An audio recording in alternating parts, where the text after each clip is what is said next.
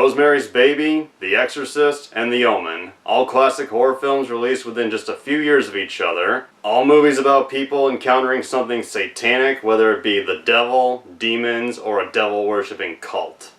And like all great films that are a huge success with critics, audiences, and of course, at the box office, you can expect about 1 or 2 dozen imitation films to follow.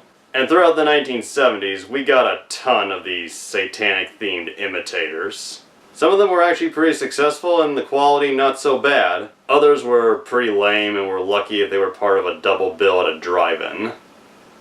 The first movie up is a 1971 British horror film called The Blood on Satan's Claw. Now there's a title was thought up because they thought it would put more butts in the seat.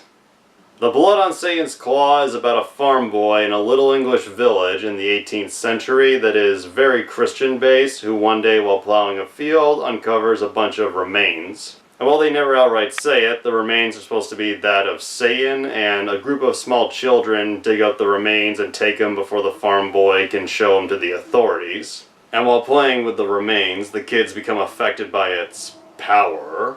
And the kids form a little cult led by the ironically named Angel. And they start gathering new members, killing those who could expose them. And some of them start growing little patches of fur, which they refer to as the devil's skin. And they plan to sacrifice those with the skin to make Satan appear in his true form. And meanwhile, the adults rally together, led by the town's judge, played by Patrick Wymark, leading to a pretty ridiculous action finale.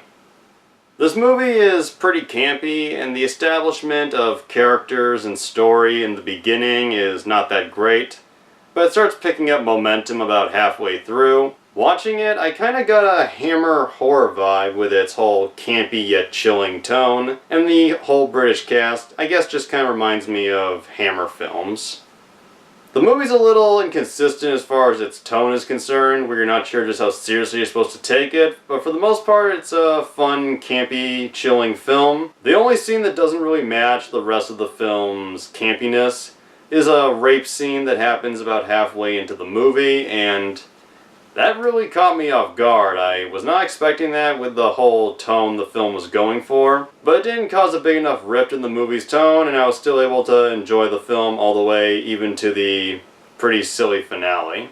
So yeah, despite being a bit inconsistent, I still consider it a reasonably good 1970s horror film, and I recommend it. Second movie from 1975 is The Devil's Reign.